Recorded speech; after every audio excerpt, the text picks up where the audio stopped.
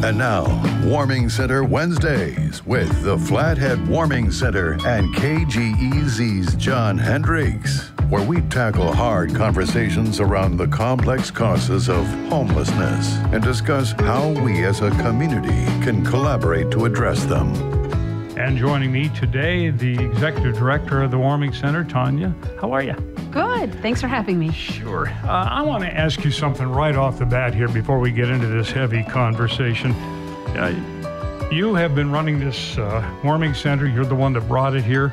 You're the one who's been, you're the one that has the thought and everything behind it. What's in it for you? Oh, that's a good question. It's been a lot of work lately. It's been a lot of work from the very, very beginning. But what's in it for me would definitely be when I can see the progress in people's lives. When people's life outcome is better because those basic needs of shelter are met.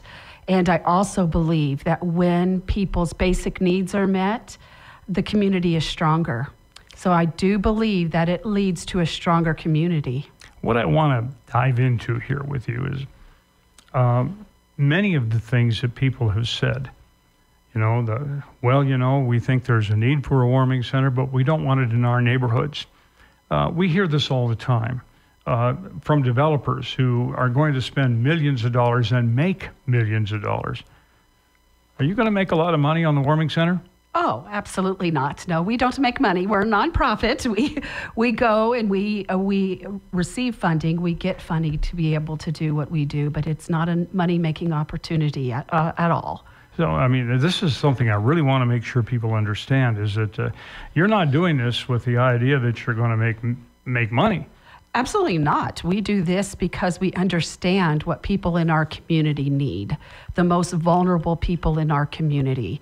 We understand that those that we serve have disabilities and are ill, and they need the very, very basics in order for just to start with humanity of it and for dignity, but also to be able to move out of homelessness. It has to start with those very basics, and that includes shelter. Well, see, what strikes me here, Tanya, is that I think a lot of folks think that this is some kind of a money-making endeavor and that you're encroaching on their neighborhoods with the idea of giving them all kinds of grief and making a pile of money, too.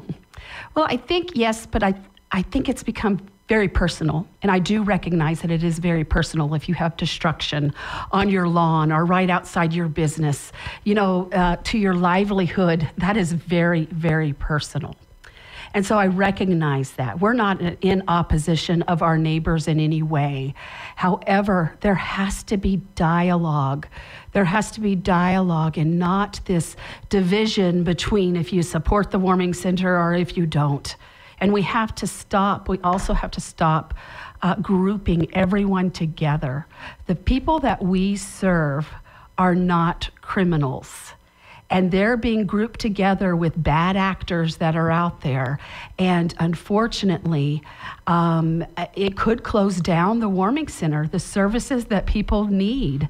It could close that down because we're grouping everyone together and we're putting a lot of blame in an area and for people that don't deserve that blame. So let's talk about what we might be able to do to get a handle on this, because it's homelessness that we need to get a handle on, not the warming center. Homelessness, it's pervasive, it's everywhere, and it's only getting worse. Yeah, we have to see the big picture. I think that's the first part of the dialogue, is understanding the big picture instead of just looking to one entity or grouping everyone together. What's the big picture that has us where we are right now? And is it unique to the Flathead? Is it unique to the warming center and to the ways that we do things? Or is this an issue that is happening throughout our community and throughout our country? There are problems beyond just the warming center neighborhood. We're seeing issues with homelessness and with poor behaviors way throughout our community. And to pinpoint it to just one area is not going to solve the overall solution. We need to look at how behaviors are a problem throughout our whole community and how to address those. It wasn't that long ago that these homeless people were crowding in the gazebo in Depot Park. They had nowhere else to go. They were sleeping there, out in the cold, but at least it was some shelter. Well, and before that, it was the police station lobby. Before the warming center started, the only place for people to go was the police station lobby. That was all that was left within our community. And so we had people sitting up in chairs in the police station lobby to be warm through the overnight hours. That was one reason that prompted the warming center. And now we have become a resource for our first responders. Our first responders bring people to us so that they can have warmth and safety throughout the whole night. So this loitering in the neighborhood, it's like, okay, I get it, but where else? Where else are we going to go? Well, we have to have a place for everyone in our community. That doesn't mean that loitering is okay, but we do need to provide space for everyone in our community. And just because someone is on the sidewalk doesn't mean that they are loitering. I think some people will see a group on the sidewalk and see that as a crime, and that is not a crime. We are all allowed to be on the sidewalk. I can't keep people off the side, nor should I keep people off the sidewalks. Just because someone's on a sidewalk doesn't mean that they are a criminal. What is loitering? I'm not even sure what it is. Well, loitering is being in a place that you're not supposed to be. And in order for it to reach the degree of loitering, you would need to ask a person to leave. So just seeing someone on a street corner or on a public sidewalk, they have the right to do that. It's only when they do something criminal while being on a sidewalk that would make them a criminal. So what do you do to keep people from loitering? Well, if it's criminal activity, the warming center is not law enforcement. We cannot enforce criminal activity. We can't consequence that. We can't control that. So if there's criminal activity involved, whether it's within the warming center neighborhood or throughout the community, that has to be a law enforcement call. Within the warming center, within our scope of ability, we hold our guests accountable. We hold our guests accountable if they're loitering. If we know who they are, we hold them accountable. With the loitering point, if they were to even come early, they can forfeit their bed for the night. We do take that very seriously because we said that in our conditional use permit. We take that very seriously, and we look forward to the opportunity with the loitering concern to have that communication, that dialogue with the city. We've not been given, John, you need to know, we've not been given the opportunity other than public comment to have that dialogue with the city. The city is stating that we could lose our conditional use permit, and that has been stated before we've had that dialogue with our elected officials. We need to have that dialogue. What happens if you were to lose that conditional use permit? We would not be able to have a homeless shelter there on the property that we own to be a homeless shelter. We would, but it's not so much that we'd lose the homeless shelter. It's 50 people a night would lose the services that they need. And these are 50 people who follow our occupancy agreement. These are people who are community-minded. They care about our community. They are following our occupancy agreement. They are being a good neighbor, because you have to be a good neighbor to stay at the warming center. Those 50 people a night will lose the services that they need. Tanya Horn is our guest, and we'll dive a little further into this right after this. We're ready to bike on into summer at Sportsman and Ski House with some of the very best names in the biking industry. Names like Specialized and Marin, just to name a few.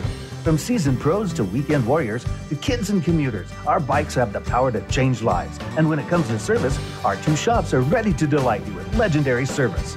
Just want to rent a bike for a day or a weekend? Head to sportsmanskihouse.com to get rolling. Sportsman and Ski House, Kalispell, Whitefish. Spring is here, which means boat season is right around the corner. Now is the time to schedule your spring service, marine upgrades, and summerizations. Whitefish Marine takes pride in having one of the top service departments in the industry. Let our family show your family how fun and easy boating can be. Call 406-862-8594 to get on the books to ensure your unit is ready when you want it. Whitefish Marine at the intersection of Highway 93 and Highway 40, where we make boating fun and easy.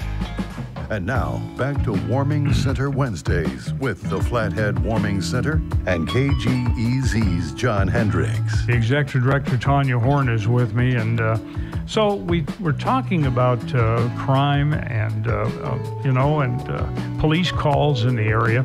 And I think Ryan Hunter, the city council member, made an interesting point. He says,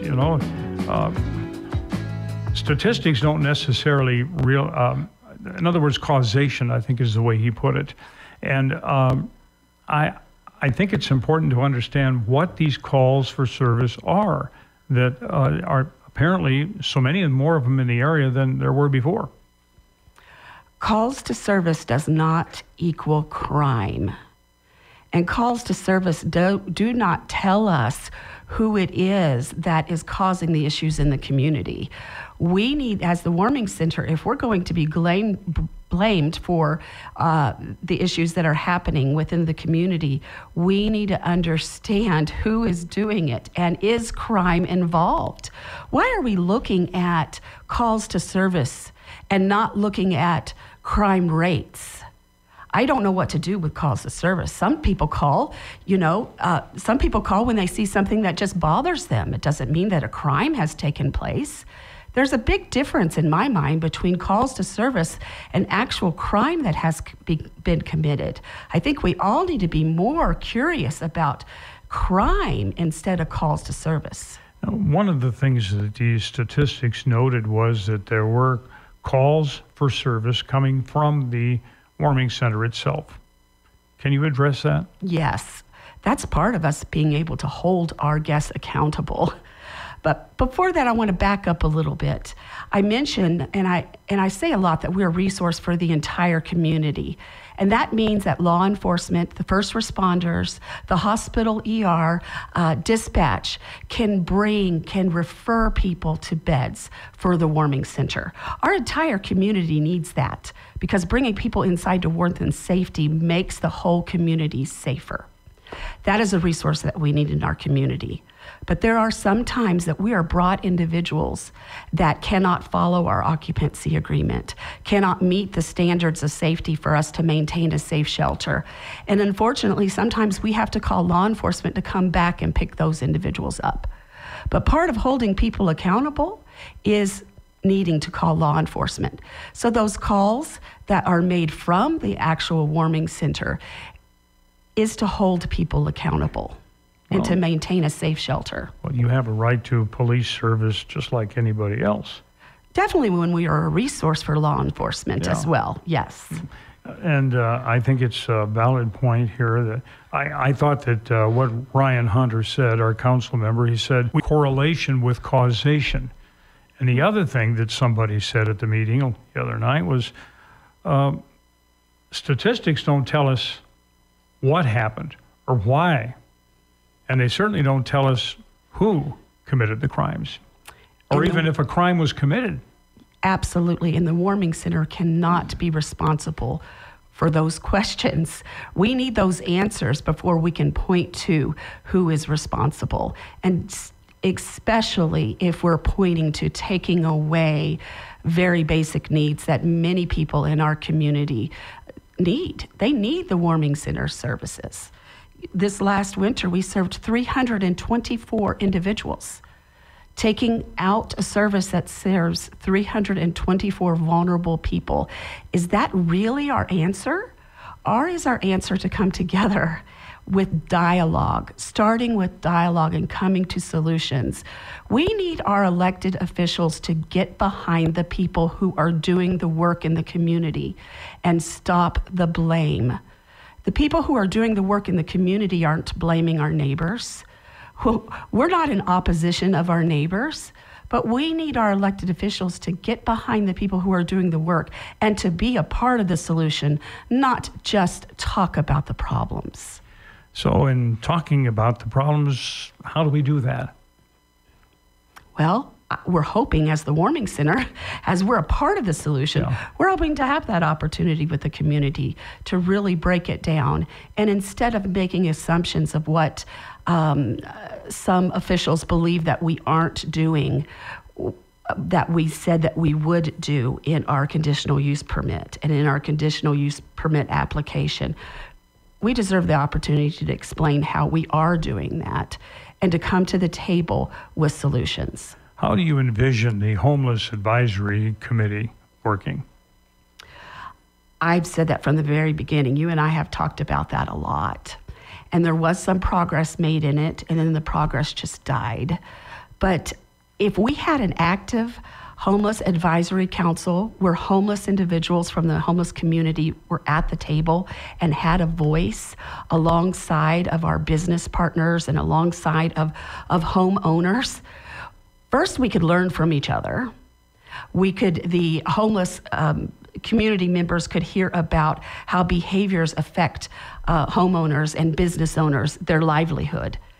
And the business owners and the homeowners could hear from the homeless community about what it's like to not have bathrooms, about not having a place to go to the bathroom, not having a place to be. But everyone around the same table, we could come up with solutions. And if we already had a Homeless Advisory Council, the problems that are happening in the neighborhood could be brought to the Homeless Advisory Council for solutions with everyone together. It can work, and it can be transformational in our community. But again, it starts with dialogue. It starts with listening to each other, and then it leans into learning from each other, and then we could come up with some real solutions. I want to leave everybody with one thought here. If not the Warming Center, who? Who's going to be there for these 50 individuals every night who are out in sub-zero temperatures? Who's going to be there for them? We're not giving up. We're not giving up for the people who need us, but we're also not giving up for our neighbors. We want to find solutions to make Kalispell a better place. It was kind of a heated meeting last Monday night, but I will tell you this, there was not a single person in that room that did not want Kalispell to be a better place. We just have different opinions on how to get there, but if we start with dialogue, we'll get there. Warming Center's Executive Director Tanya Horn, as always, thank you so much. Thank you. Thank you for joining us for another Warming Center Wednesday. Did you miss it, or would you like to share it with friends? Find today's and past shows via flatheadwarmingcenter.org.